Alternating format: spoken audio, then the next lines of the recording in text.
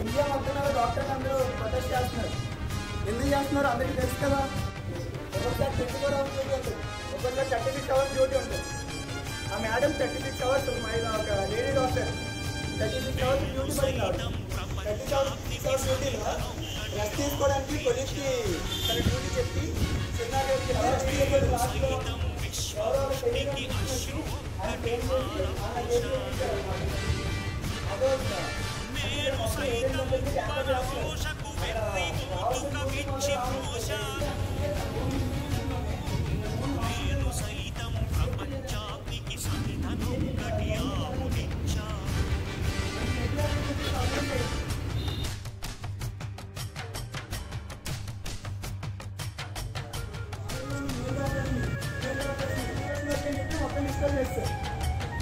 ఎందుకు చేస్తున్నారు?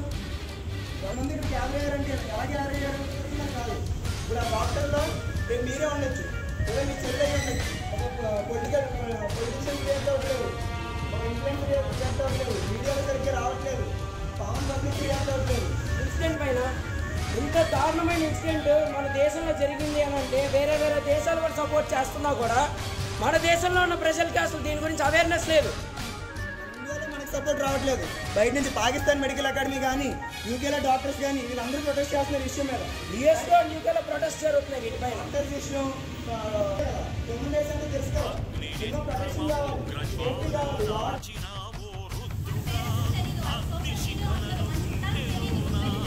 ఏ నమ్మకంతో అయితే డాక్టర్స్కి ఈ విషయంలో అంటే ఈ విషయాన్ని జనరల్గా సపోర్ట్ చేయండి, ఏదన్నా విషయంలో హెల్ప్ చేయండి అని అడుగుతారో ఆ నమ్మకం మీకు ఇవ్వాలి అని అంటే మాకు ఆ ధైర్యం ఉండాలి. ఎవరైనా పేషెంట్ని తీసుకొచ్చి బతికించండి అని అంటే ఇప్పుడు దేవుళ్ళు కాదు కదండి, మేము కూడా దేవుళ్ళే కాదు కదండి.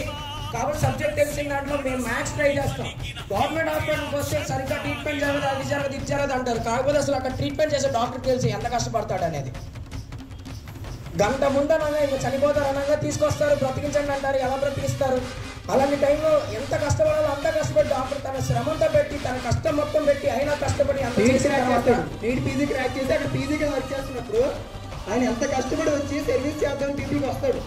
అలాంటి డాక్టర్ని పట్టుకుని నువ్వు చంపడానికే డాక్టర్ అయ్యావు అంటే అది లైఫ్లో మెంటల్ డ్రామా కింద ఉండిపోతాయి. ఆయనకి ఎమర్జెన్సీకి ఒక పేషెంట్ ఏఎంసీకి పేషెంట్ వచ్చాడంటే ప్రైవేట్ హాస్పిటల్ అన్నీ తిరుగుతారు. అక్కడ ఏమంటారు, ఇక్కడ వాళ్ళకి మెడికల్ ఇష్యూస్ లేదా లీగల్ ఇష్యూస్ వస్తాయని చెప్పి చనిపోయేలా ఉంటే కేసులకి ట్రాన్స్ఫర్ చేస్తారు. అలాంటి వాళ్ళని ఎంతమంది సేవ్ చేస్తారు. అలాంటి దాంట్లో 1-2 కేసులు అవుతాయి.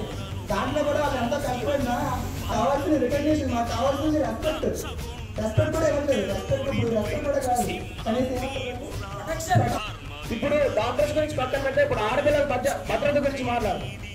హిప్ ఫ్రాక్చర్ అంటే జనరల్గా జరుగుతున్న తెలుసా మీకు? మాకు తెలిసిన చెప్తున్నాను. లారీ కానీ ఏదన్నా వెహికల్ కానీ గుద్దితే చాలా స్ట్రాంగ్ ఎవరు మాట్లాడకూడదు. కాకపోతే మనకు కావాల్సింది ఏంటంటే జస్టిస్.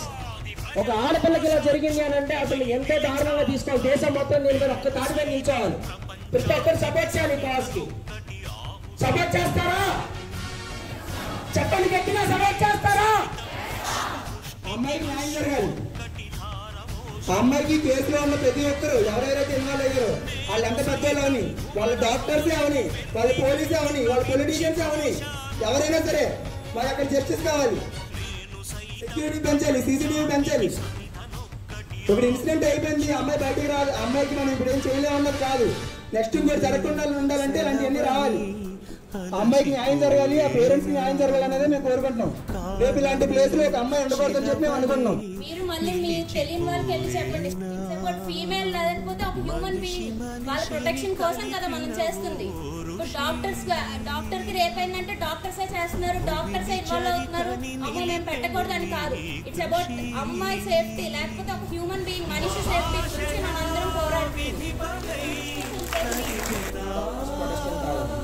మీ తరఫున మీరు ఏదైనా వచ్చి మీరు ప్రొటెస్ట్ చేయాలనుకుంటే చేయొచ్చు. మీరు ఏ టైంలో రావచ్చు, ఈ టైంలో కాదు. మీరు ఎలాగైనా ప్రొటెస్ట్ చేయొచ్చు. ఏమవుతుందో కట్టించుకోవాలండి. అసలు దేశంలో ప్రతి పౌరుడు ఆనందపడుతూ గర్విస్తున్న టైంలో డాక్టర్స్ చాలా పీస్ఫుల్ గా కూర్చుంటే 500 మంది నుంచి 1000 మంది గుండాలు లారీల్లో అంతా దిగి కొట్టి తరిమేశారు. ర్యాలీలు అవి చేయడం వల్ల ఏముంది, ఎప్పుడు చూసేదే కదా, ఎన్ని ఇన్సిడెంట్స్ చూడలేదు మనం. ఇవి చేయడం వల్ల ఇలాగే అయిపోతాను అనుకోకండి. ఎందుకంటే మొత్తం దేశంలో మొత్తం డాక్టర్సే కాకుండా ఇంకా కొన్ని పబ్లిక్ ఆర్గనైజేషన్స్ అవన్నీ ప్రొటెస్ట్ చేయడం వల్ల నిన్న ఏమైందంటే సుప్రీం కోర్టు దీని సుమోటో కాగ్నిజెన్స్ కింద తీసుకుంది. అంటే తనంతట తను ఒక కేసుని విచారించడానికి తీసుకుంది. ఎవరు పిటిషన్ వేయకుండా సుప్రీం కోర్టు దేశం అంతా డిస్టర్బ్ గా ఉందని చెప్పేసి ఇప్పుడు తీసుకుని విచారించడానికి రెడీ అయింది. ఎవరు కోర్టు వేయలేదు, ఆ అమ్మాయి రేప్ కేసు మీద మర్డర్ కేసు మీద ఎవరు పిటిషన్ వేయలేదు. సుప్రీం కోర్టు ఓన్ గా తీసుకున్న డెసిషన్ అది సుమోటో కాగ్నిజెన్స్ అని చెప్పి తీసుకుంది. ఎందుకు మనం చేసిన వాటి వల్ల. ఇప్పుడు ఇంకా మీ సపోర్ట్ ఇంకా తెలియని వాళ్ళు ఇంకా చాలా మంది ఉన్నారు. మీరందరూ కూడా యాడ్ అయితే ఇంకా